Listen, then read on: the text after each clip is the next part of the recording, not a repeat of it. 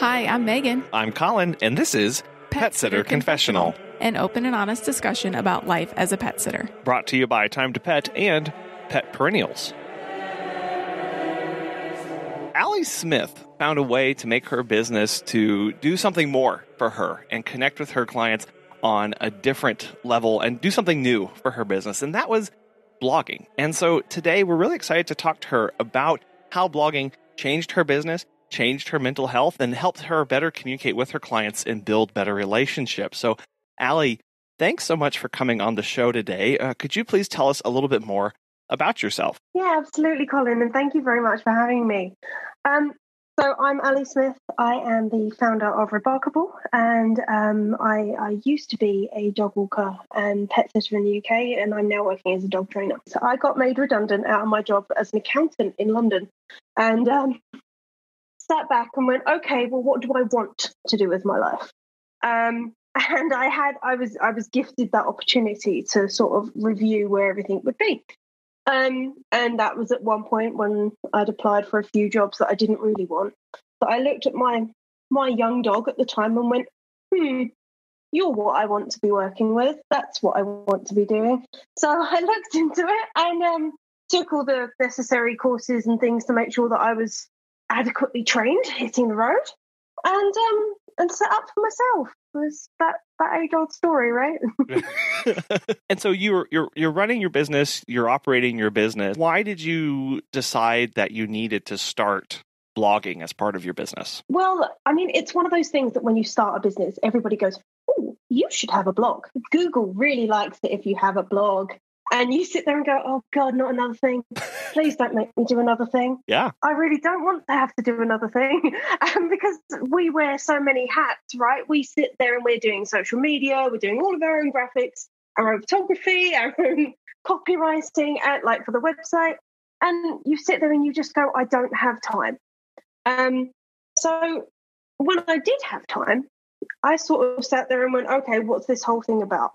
Looked into it. I wrote a couple of really, really vague posts just to sort of see if there was anything worthwhile in it. And they didn't do great. I couldn't see the value in it at all, if I'm being very honest. Yeah. And then I sort of sat back and I wrote one piece, and it was actually about my mental health and my dog, Indy, and how he'd helped. And in amongst everything, there's a few things that sort of contribute to actually finally getting over things, right?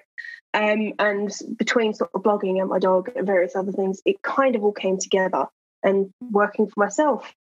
And it became one of those things that was like, I'd actually found traction with that one. When I'd sort of shared my own experience and become that little bit more vulnerable, it very much translated to people. And then I started getting a little bit more, oh, this is what blogging's about. This is what it is. This is what people want. So I sort of sat there and took stock. And I actually didn't. I stopped writing after I wrote that bit because I got confused and a little bit intimidated as to how to continue. Well, it's funny how these stories all sort of unfold, isn't it? But I got intimidated by that, and I went, "Oh my God, what did I do with that one, and how do I do it again?" Right. And then I took a course. I took a course with Rachel Spencer, who is a publicity. She runs a Facebook group called Publicity Tips for Pet Businesses, and she was doing a blogging course, and I went, okay, let's see what this is about, and let's see if I can actually figure out how to do this. And I did it. And it worked. I'm really glad to say. And then I just sort of started producing content on the regular. And then I started seeing results from it. And my very small dog walking, pet sitting business started getting ranking on Google, like on the front page of Google for things that weren't like dog walking and pet sitting in my area. And I was like, oh, good God, how is a little teeny tiny dog walking business doing that? That's very interesting. Mm-hmm. So yeah, that's how it all started.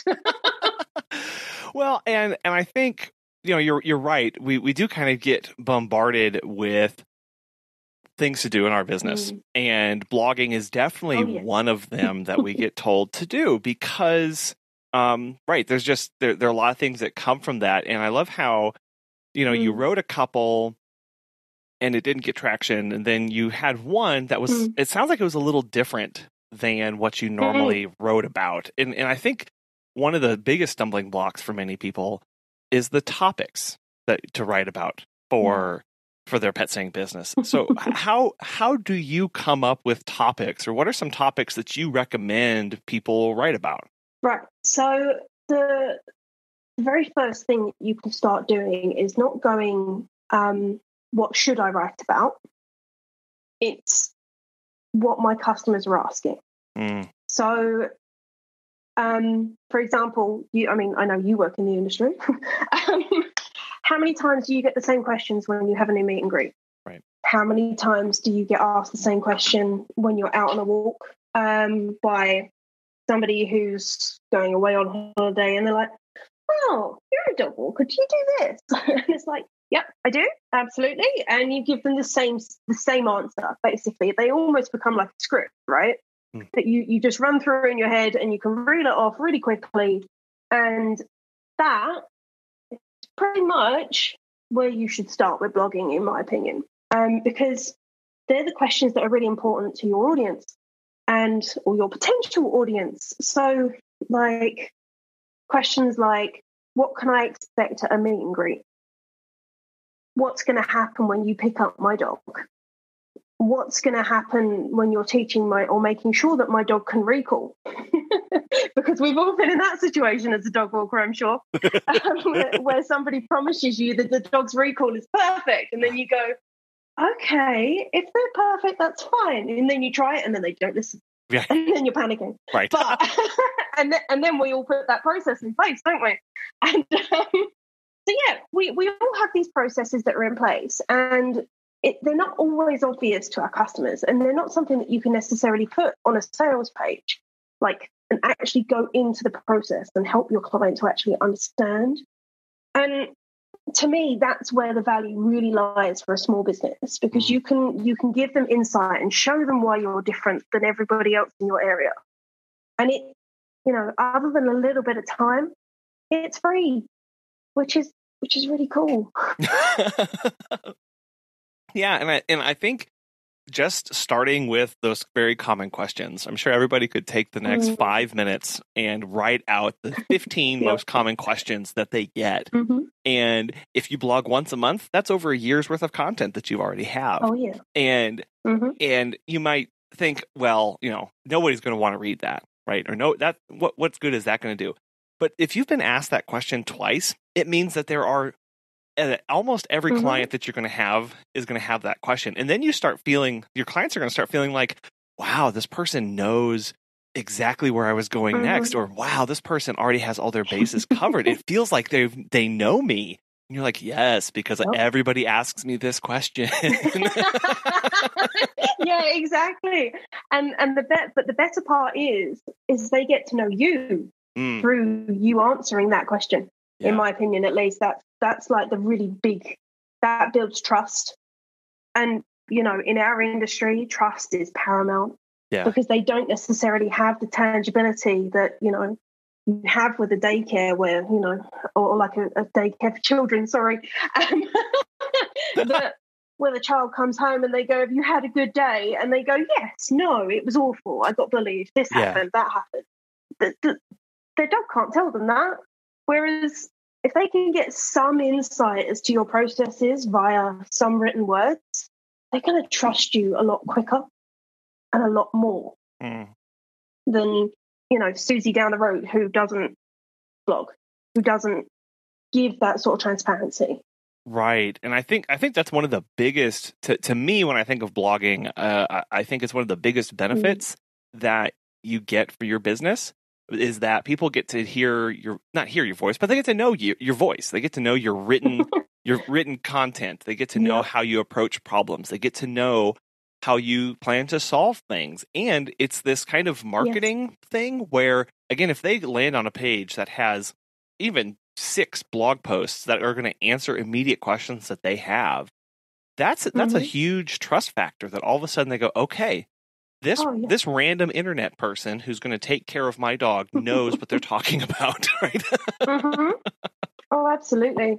And that, to start off with, is just one of those things that if they know you go into a meet and greet with them and they've already got their big questions answered. Yeah. They're not wasting that time that you usually spend sort of 30 minutes going through, okay, well, this is what happens, this is what we do, blah, blah, blah, which they inevitably forget. And you end up answering again. So you walk into this meeting and they actually already know all your processes. They already know what to expect when you go into the meeting. And it just makes everything so much easier because you've fought the battle already. You've won the battle, basically, before you've even walked in the door. Right. And that's invaluable in business, right? Well, yeah, because it's not just saving their time, it's saving your time, right? You're able to take, instead of answering those questions, you're able to spend the time getting to know the dog, do the temperament assessment, see how they're reacting, do all of those things that we actually want to be doing. We don't really want to go to a meet and greet, have to describe what our onboarding process is like, or, the ins and outs of our other parts of our policies or these other questions. We want to get there and know the dog and make sure they're going to be a good fit and make sure the owner feels comfortable. And so it allows us to focus on those aspects that we actually would rather be doing. And when they're already sold on you, it then just becomes a one-way interview. Is the dog right for me? Is the dog going to fit in at the time that the owner wants them to go in, or are they going to argue with Fluffy? It's true, isn't it? It's one of those things that you do when you walk in. You instantly go, okay, so 11 o'clock, we've got dog ABC. Is this dog going to fit with them? And then you start working around that. And if it becomes that one-way process and they're trying to go, my dog's awesome, honestly, they're really good, then you're the one in the, and it sounds odd, but it's like you've been given that position of power back. And it means that you get the control in your business to create the service you want to create, as opposed to taking everybody and anybody to fill a gap and make sure that you get paid, right? So this way you can actually create services that are above and beyond. And that's all with writing a blog.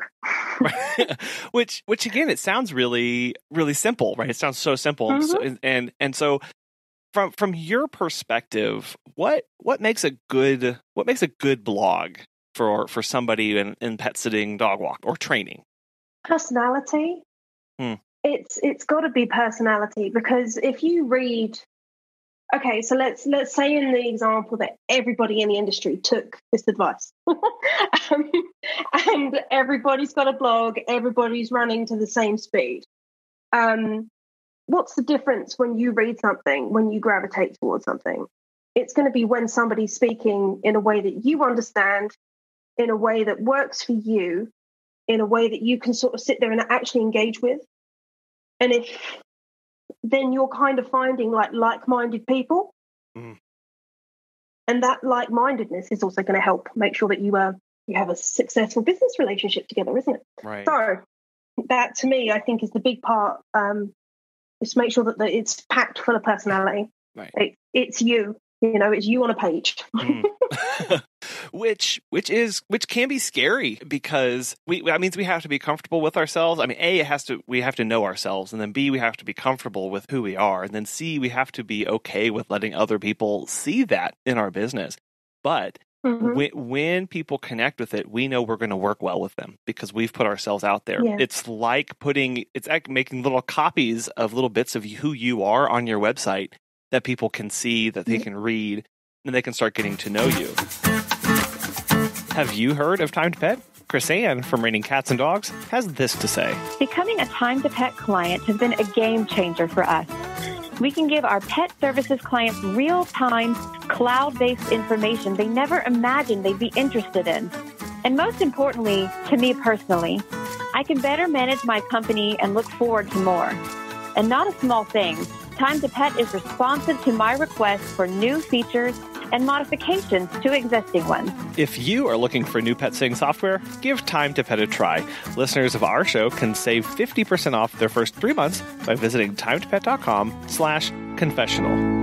I know for me, I try and write like my old high school like research papers, very, very formal, very, and people might not be comfortable writing. If someone's listening to this going, I'm not a very good writer, or I'm not comfortable writing, how can we start to overcome some of those fears of our actual written documents and getting over and through that process? So most of us have hang-ups about like our high school English teachers. I know I do. Still have nightmares. Yeah. Oh my gosh, it's just something that's quite terrifying, isn't it? So I want to say you're never going to appeal to anybody, whether you're a good writer, a bad writer, or otherwise. So don't try to. I mean, we have a lot of expectations. I mean, it's like when, you know, a new dog owner or puppy parent, whoever, gets a new dog and they want them to be perfect. Stop striving for perfection. There's no such thing. And the more time you spend obsessing about it being about you being a good writer or about the dog being perfect, it's just not going to happen. So try, if you can, to throw that out the window and just go for it, because that's going to be a barrier that you just don't need. And if you are struggling, there's no harm in getting a friend, a relative, whoever, or even a paid professional to proofread the first few and go, what do you think? How do you feel about that? And if you don't feel comfortable publishing it, don't publish it. So you're only beholden to you before you start. If you want to practice a few times and write it out once, twice, 3 times and go, no, that's not hitting where I want it to hit, don't publish it. You don't have to put it out. Yeah, there's nobody holding your feet to the fire to hit publish once you write it. And I know for me, part of that realization is, okay, I'm not happy with how I'm currently writing or my current writing ability. How do I get better at that? Oh, I need to write more. I need to practice at this, and I need to get stuff out there and get some feedback. And what's good about that process, it's this iterative process of writing and getting feedback, or writing and learning, and writing and practice. And you just have to kind of do this over time to become more comfortable with it. And then what I also like about that is that after, maybe a year, you're like, oh, what am I going to write about? You can look back at some of your old posts and go, oh, that one needs to be refreshed, and I'm better at writing now, and I can make that one better. Oh, I know that story. I know that story all over. I look back at some of the stuff that I started writing, and I'm like, oh, doesn't even sound like me. Why did I write that? But that's just part of the process, right? You learn as you go. Yeah. As you said, it's part of the fun of it. And I think if you just try and embrace it, you'll make quicker strides than you think you will. So I'd like to know a little bit about your writing process, how you go through that process from idea to implementation to publishing, and what does that look like for you?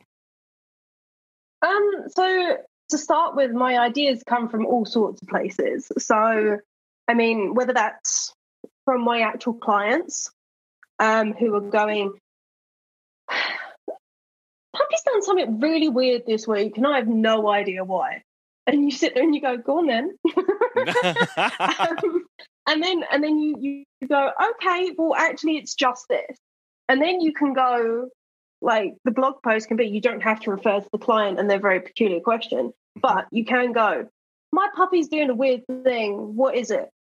And that is pretty much a blog title, right? And then you just sit there and you answer it again. And then, like, Facebook groups are great because you'll notice that the same questions get asked, right? So whether you're in a German Shepherd group and they're going, my puppy's 5 months old and his ears haven't come up yet, is that normal? And you start going, oh, that's a common question. You can answer that pretty quickly. That's not that tough, right? So, but you can easily sort of get a very short blog post out of that. And then anytime that somebody asks it in the future, you can share it and go, ta-da, here's your answer.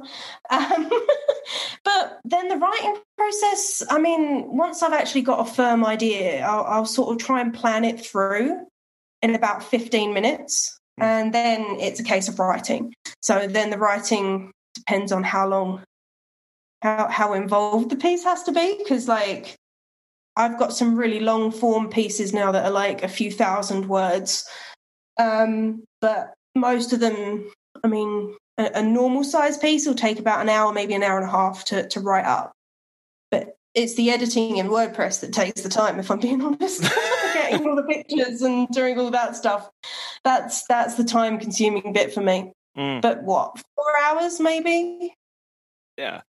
Yeah, and if you are spreading that throughout a week or maybe 2 weeks, depending on what your release schedule is of how frequently you're blogging, it really doesn't take that much time. It's just time that you have to spend doing that, right? And and I think you mentioned there about how the lengths can vary, and I know my brain tends to get hung up on that kind of thing of going, well, how long does this need to be? Is there a length that is optimal, or that you have found that connects more with people, or is it really just topic driven of it needs to be as long as it needs to be to address the topic? The latter. So it's one of those things that you can obsess all you want, but if you sit there and you ramble on for 5,000 words about something that should have been 500 words, nobody's going to read it because it's not going to make enough sense. You're not going to get to the point quick enough. You're not going to get it becomes like a false economy, so you're investing a lot more time than you need to, and then you're not going to get the hits that you want, and you're not going to get the results out of that, and people who are reading it are going to sit there and going, why is she waffling? She being me in this instance, why is she waffling on about this? This is really, this doesn't need to be said. And then it's true, isn't it? And if they don't just scroll to the bottom and find the answer in the short version at the bottom, they're just going to click back and go read somebody else's that's more direct with the answer. So unless it's something that actually needs discussion and like there's actually a lot of factors to it that say aren't often considered, then make it as long as it needs to be, and that's it. You don't need any excess fluff in there. We have enough fluff in our lives, right? Right.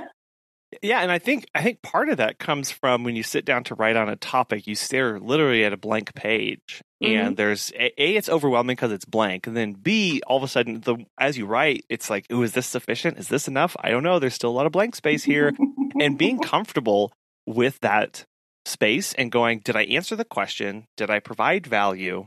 Does it make sense? Okay, at that point, it's done, right? It's complete, and you can post it.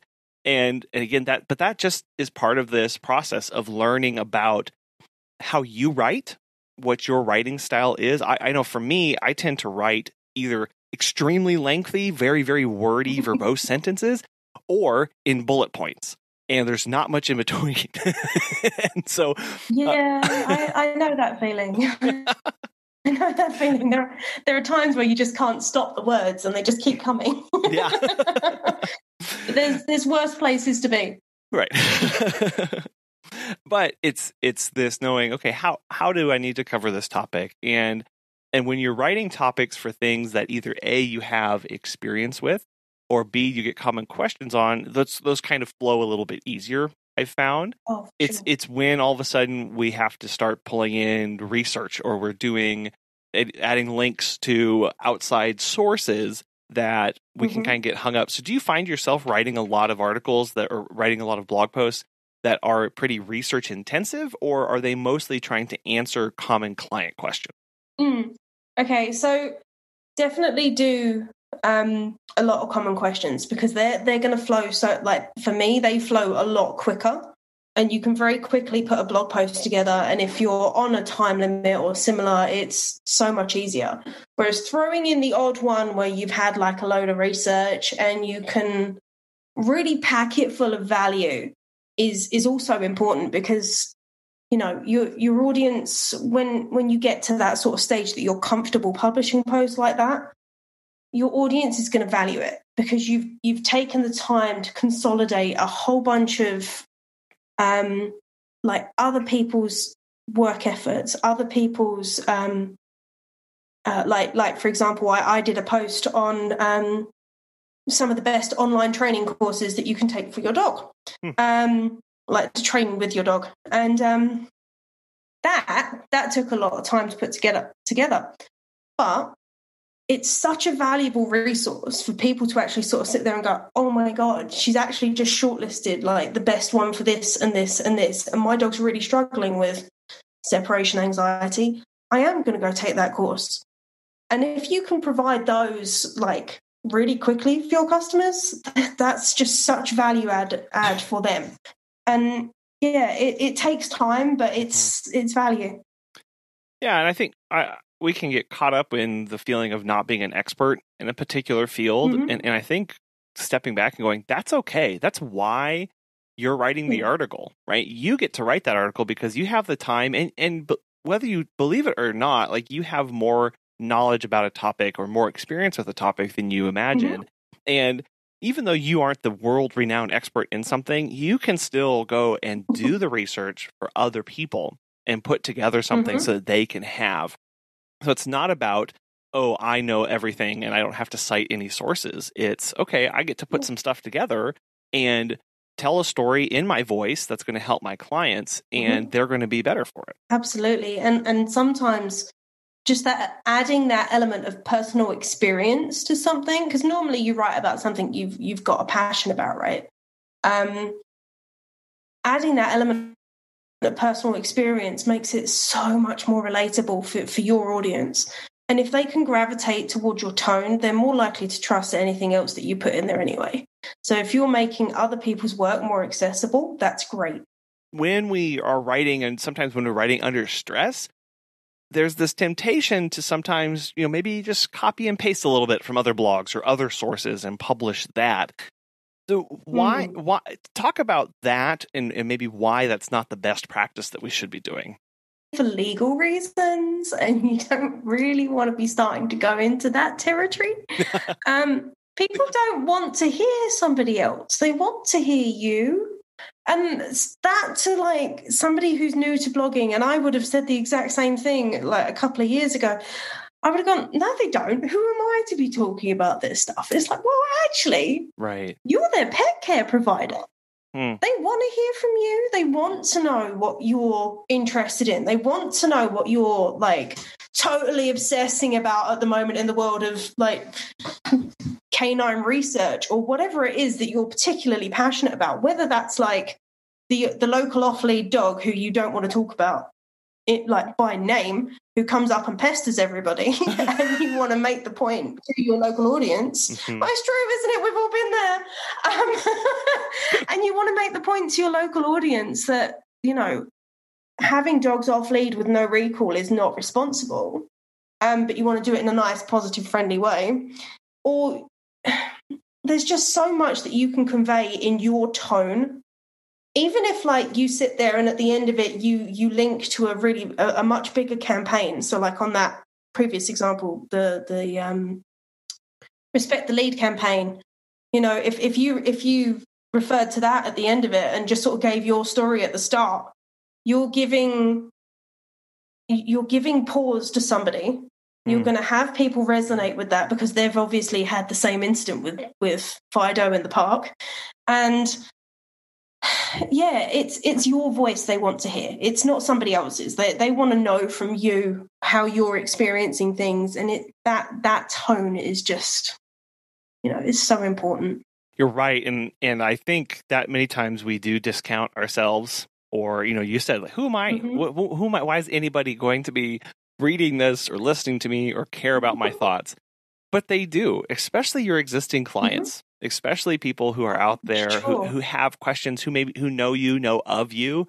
When you start putting this content out there, you immediately become kind of the center of attention about it. And people do look for them, and they do, when I know when Megan and I started blogging for our business, and we were shocked by the people who read it. We were like, why are you reading this? It's what stop, like what are you doing? But they as if you've got nothing better to do with your life than spend 5 minutes reading my blog post that I'm pontificating about something that, oh, okay, no, you do care. Yeah. But they enjoy it. That's the other part, that because they like you, right? They're your clients. They respect you, and they're looking for information from you. They view you as a resource and a place to go and a hub for all this information. Blogging is a way to help pull that all together. And so I think just taking one step back and knowing that you're going to put it out there. Sure, there may be some people who don't like the way it's written or disagree with some points, but it is going to connect with others as well, and to not be afraid of that and to embrace that. And actually embrace that controversy, because like what you just said there, if people don't agree, that's great, because the more discussion you can create around a subject, as long as it's like mature, constructive discussion, as opposed to scary people being trolls. The more discussion you can create around something, the more you're actually going to bring in an audience, the more eyes you're actually going to get on your stuff. So, don't be controversial for the sake of being controversial, but if you have a really passionate opinion about something, don't be afraid to actually go, well, here's my thoughts. Because that's good content. That's really good content. So we've come up with topic ideas. We've gone through a process of writing them and publish them, kind of overcome our fears of getting our voice out there. We've got this blog. It's posted on our website. What do we do with it then? What should we be doing? What should we not be doing with that post? What you should not be doing is just leaving it alone and pretending like it's all going to be fine.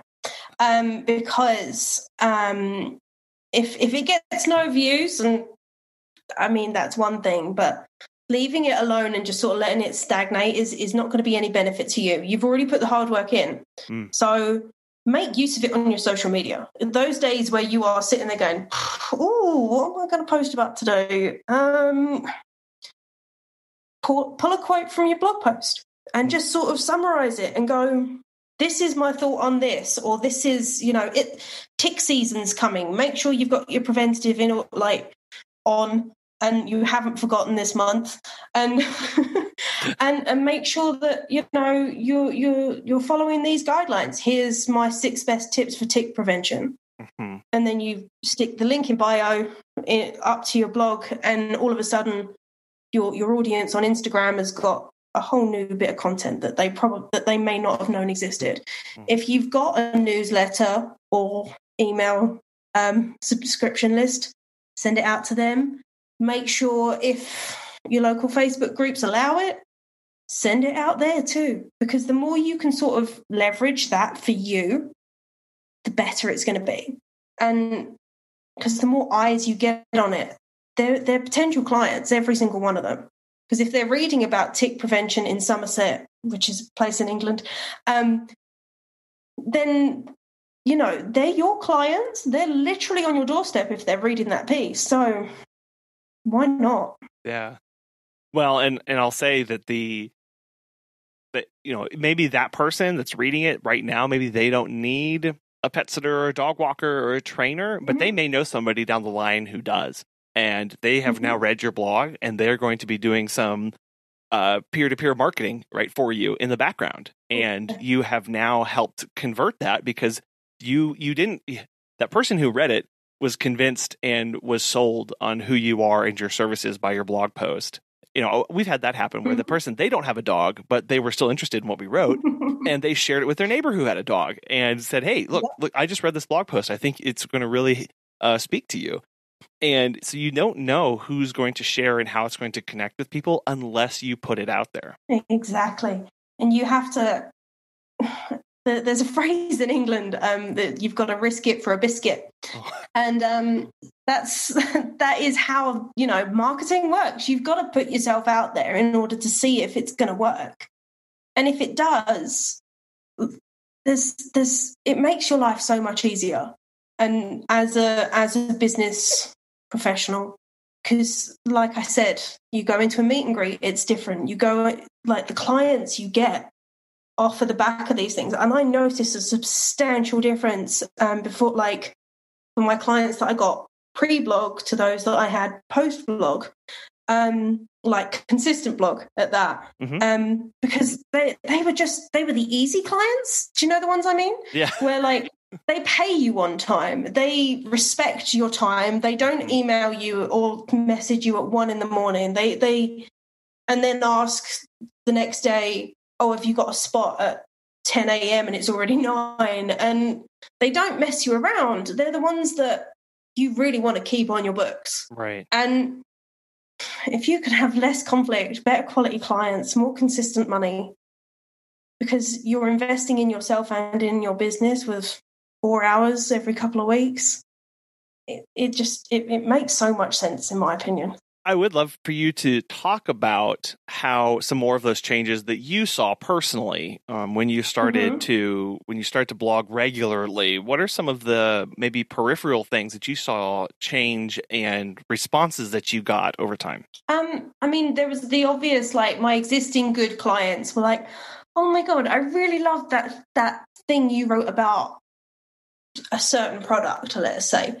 I hadn't even considered using a holy roller ball as an enrichment toy. And do you know, Brody loves it. He's really found that engage, like he's really enjoying it. It's like, great. You know, he's a happier dog. So my existing clients were getting new tips that they'd never considered. And as a result, the dog was happier in their home, which made them easier to train, which made them easier for me when they're out on a walk too. And then the clients that I didn't have yet, I'd walk into the meeting and they'd be like, I feel like I already know you. And I'm like, okay, that's weird because I don't know you, but that's really nice to hear. Well, it's true, isn't it? It's like you must get it with the podcast all the time that people are like, oh my God, Colin, I know you so well and you have no idea who I am. And it's slightly peculiar the first time you hear it, but then you sit back and you go, oh, no, that's a good thing. Yeah. And you pick up better clients and they're just like the dogs are easier because they're listening to like the fact that you have this process for recall and they've read that piece and they've gone, oh, that's how she does it. Maybe we can do something similar. And then when you sort of all start aligning processes, you start aligning the way that like you run your business and how they raise their pet.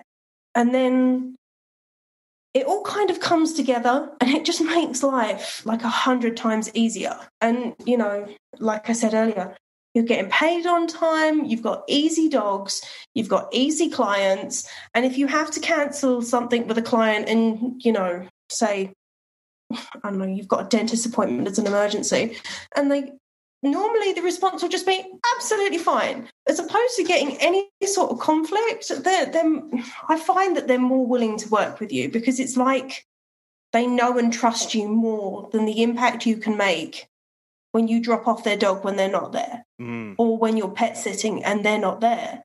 Because that's a lot of our job, right? The owners aren't there, so you don't actually interact with them much. And if this is the way you interact with them, by guiding them in the best way to help you as such, then your business just gets easy. And that's the goal. Yeah. Well, you're right. And I think, you know, you said again of that trust factor that many of the behaviors that we see in clients that frustrate us, that keep us up at night, I think a lot of times that comes from the fact that they might not inherently trust us just yet, or they're unsure, or they're nervous about something.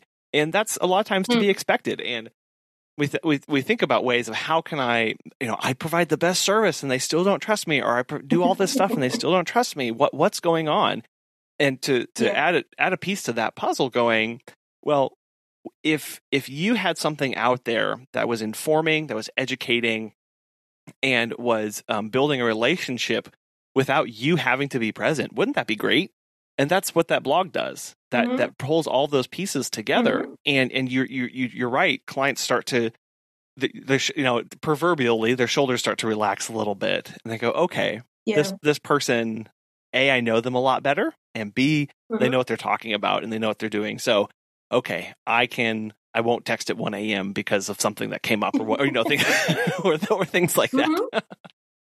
Well, it's true, isn't it? And like when you consider that you're spending that 4 hours, say, on writing a blog, formatting it, putting it up, pushing it out to your audience and making sure that they get their eyes on it, you're actually building relationships with 20, 30 clients at a time for 4 hours. That time investment versus the relationship investment is huge. And it just means that they're more likely to, refer you on as well. So you're going to get new clients from them too, because they're happier with you and your service. Yeah. Well, and, you get in touch and you get some more contact and touch points with clients who maybe don't use you regularly. So you're staying in front of them, staying top of mind. And it does kind of work again through this almost direct marketing as well. We go both sides of the cookie this time. We get the marketing and we get the relationship building through our words about things that are relevant to our business and for topics that people are interested in. When you're making that much headway in your business for 4 hours, I don't see how it's a lose. Pet Perennials makes it easy as 1, 2, 3 to send a heartfelt condolence gift directly to someone with a broken heart. They have this awesome direct-to-client gift service that takes the effort off of us and ensures a thoughtful, personalized sympathy gift reaches our client or employee. All gift packages include a handwritten card, colorful gift wrap, and shipping fees across the U.S. and Canada. They're releasing an array of milestone gifts and greeting cards throughout the rest of the year that can be sent to celebrate birthdays, extend get well wishes, and welcome new or rescued pets. They also have a few gift options in case you need to send a sympathy gift in memory of a special human client. If you're interested, register for a free account to receive discounted package pricing rather than pay consumer prices. Since the service is leveraged on an as-need basis, there are no monthly or annual obligation or minimum purchases. Learn more and register by using petperennials.com/pages/GPS or the link in the show notes. Enter the referral code PSC at registration. You'll get a unique coupon code to save $2 off any packages that you send in your first 90 days. Kind of, what this is really doing is it's getting at the fact that we try and find ways to have better work-life balance, to have better, more space in our days. And that's something that I think, really connected with you and that you saw as far as an increase or a boost to your mental health. Yes, absolutely.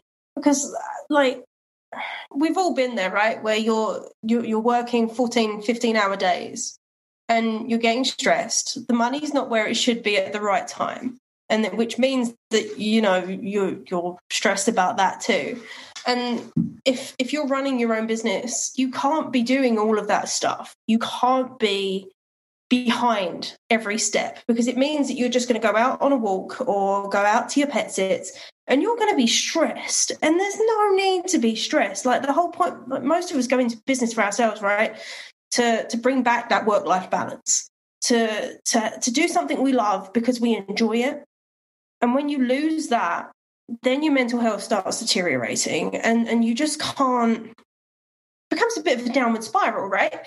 So if you can change that, and I know it's harder then to carve out 4 hours because you're working stupid hours. But if you can, and even if it's once a month, like we said, it will help you or it definitely helped me to make that change and to bring that back to balance, which was the ultimate goal. Right.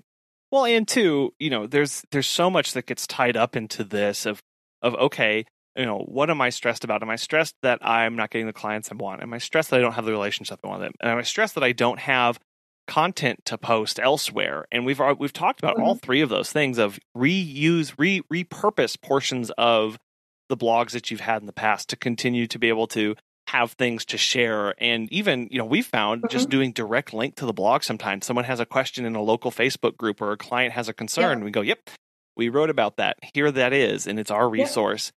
With links and everything included into it. And those little touches really go a long way to allow us to know that, again, that those relationships are there. And that's really what I'm hearing from you.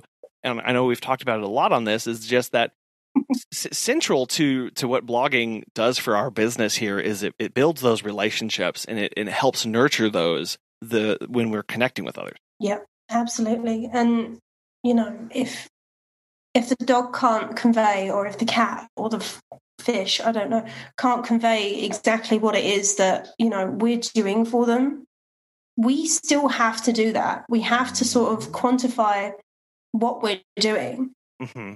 And the easiest way to do that is to do it en masse.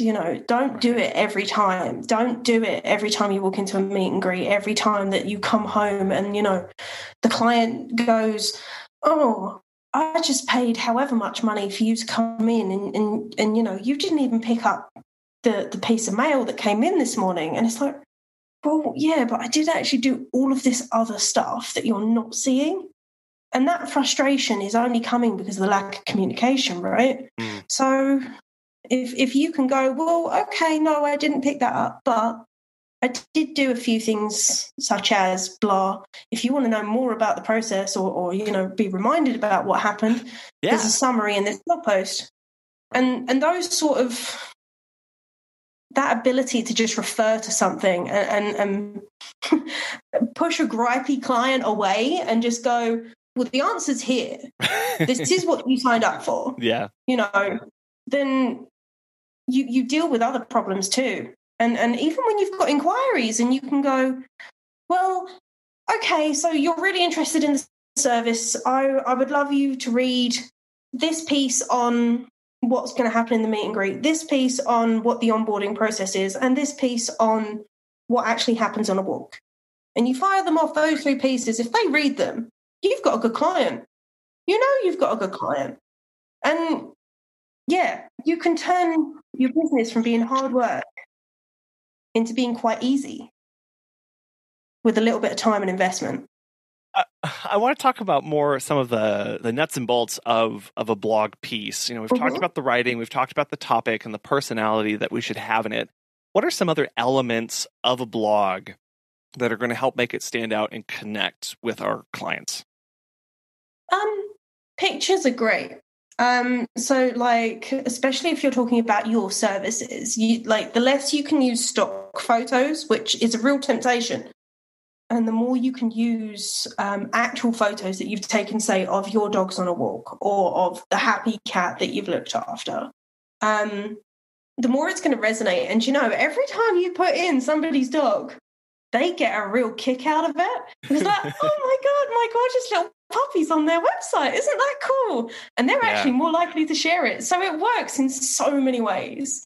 And then, if you want to go into the real techie bit of it, you've got, your headlines, your titles, your alt tags on pictures, if you really want to start getting into it. But my real recommendation would be not to start, because the more you can just sort of produce something that you're happy with, you don't necessarily care if it gets ranked on Google or if it, stuff like that, because it's actually made for your audience. You can take a little bit of the stress out of it. And then as you get comfortable with your content and producing it on a regular schedule, you can look at how to upgrade and how to put in alt tags and how to put in metadata and all the other scary terms that come along with blogging. Yeah, and I love that. I love that process of first we got to get comfortable writing. We got to get comfortable in this process, and then we can add some complexity. And because that all stuff can come later. Let's just start working this muscle to get into this process and to get better at it, to build our skills, and then write, and then add all of those tags and metadata, and get it formatted differently or more for SEO. But let's just make that connection with our clients first and then move on to that. Because you can also use it as like your little testing ground, right? If you're only writing for your clients, it's a lot less scary than writing for the rest of the world. Right. Or even like your local town. If you already know your clients and they already know you, you can test around in that little pond before you make the pond bigger. So it makes a lot of sense to not run before you can walk. Well, and two, we can always go back to those first blog posts and not only rewrite them, but add all of that stuff once we get more comfortable with those tools and that process too. Absolutely. And it's actually really encouraged to do that, because that's something that Google really likes, is to see your content updated semi-regularly. So there you go. Extra bonus for doing it that way. Yeah. Well, and so, one of the things that I know, we've talked a lot about topics over and over again, but I know that tends to be a really big sticking point. What's the proper way to reuse or to go back to the same topic? Can I just, is it okay to copy and paste all the same text and just change some of the metadata, or should I try and rewrite big portions of it?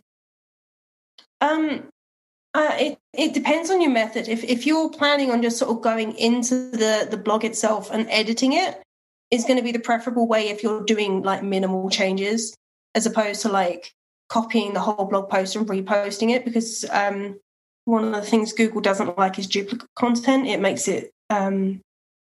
It makes your site look like it's more like spam. So it's not a good thing to have like lots of the same content. But if there's sort of like 25 to 30% change, you should be fine. So if you do want to write or rewrite big swaths of it, by all means. I would junk the old article and just do a new one. Sure. And use the old one as a template, but just give it a rewrite and make it look a little bit fancier, and hopefully make it a little bit more engaging, because you've learned something in the last however long between you posting it and reposting it. Right.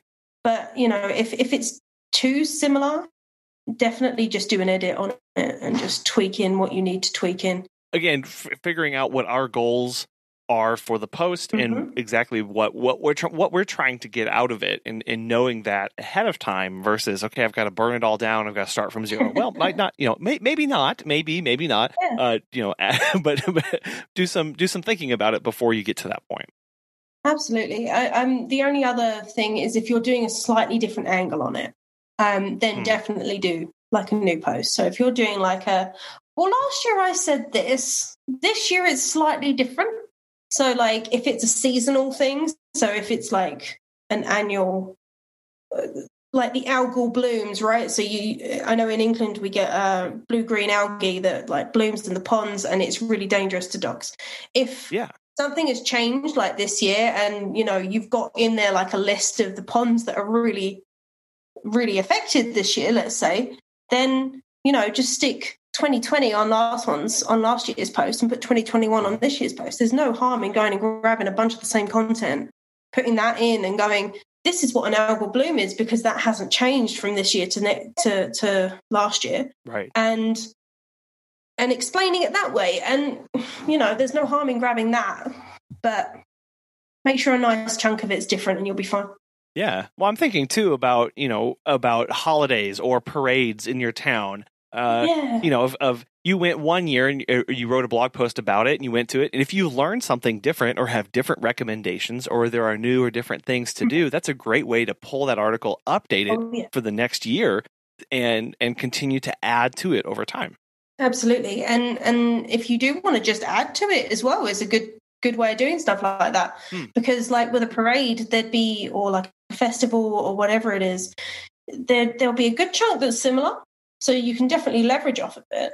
But then, you've got the flip side where if you write a whole new piece, it's another piece on there, right? As opposed to just an edited piece. So it depends. I'd probably prioritize that depending on time, is how I'd go at that. It's like, which one's going to get me the best results and how long will it take? Yeah, again, all about our goals and who we're trying to, and the message that we're trying to get connected with. And I think that what you've said before of starting simple, to just get in the process, to start doing something, to get over those fears, to just start, and then add complexity. And all the stigmas your English teacher gave you. Yeah. Well, yeah. As we're suffering from PTSD from the demarcations that we had from high school English, and not using the proper syntax or whatever, misusing a semicolon. Put all that stuff aside, and know that it's okay to just start. Yeah. Yeah. Absolutely. So what are some of your favorite resources for getting started in blogging and learning some of the ins and outs? So I know I mentioned Rachel Spencer earlier. She is just really wonderful. She's a real sweetheart. She runs a free Facebook group called Publicity Tips for Pet Businesses, which is like my ultimate favorite. Then we've got Bella Vasta. She does some wonderful stuff on general content marketing, and blogging is part of it. But they're all in the pet space. The book by Marcus Sheridan is really good. It's called They Ask You Answer. And it's very much, again, focused on the client and making sure that you're answering your client's questions. It's actually on Audible, which is where I listen to it because I'm really bad about actually sitting down with a physical book. I do like an audio book. Well, you listen to it on a dog walk, don't you, as opposed to having to like make time and sit down and read. Oh, yeah. That's why podcasts do so well, right?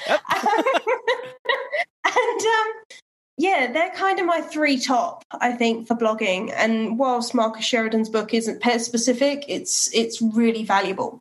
Allie, I have thoroughly enjoyed this conversation about blogging and walking through each stage of content development and even repurposing it and reusing it for different things, and just how at the end of the day, it's about connecting with our clients and really being able to run the business that we want to be running for our mental health and for the betterment of our clients as well. But I know that there is so much more to this topic. And so if people want to get connected, pick your brain on it, how best can they get connected with you?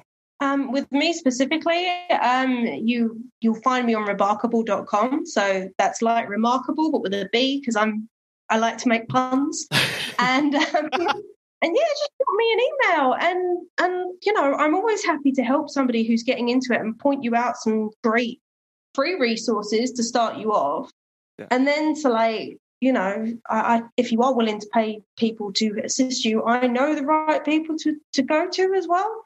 Sure. Because I've gone through that process and we've learned that part already. Sure. So I can give you the benefit of my knowledge there. Well, that's awesome. And both Rachel and Bella have podcasts, and I will have links to their websites, to their Facebook groups, the podcast, and to that book that you mentioned, They Ask You Answer, in the show notes, so that people can click right to that, so that they can start learning today and start doing something for the business and to get the benefits that you have seen, Allie. And again, I really thank you so much for coming on the show today, for sharing. This has been a wonderful conversation, and I guess can't thank you enough. Oh no, thank you for having me. It's been I've laughed a lot, which is lovely when you're on any podcast, right? You want to, or any interview, you want to have fun on those things. So it's been great being here. Thank you.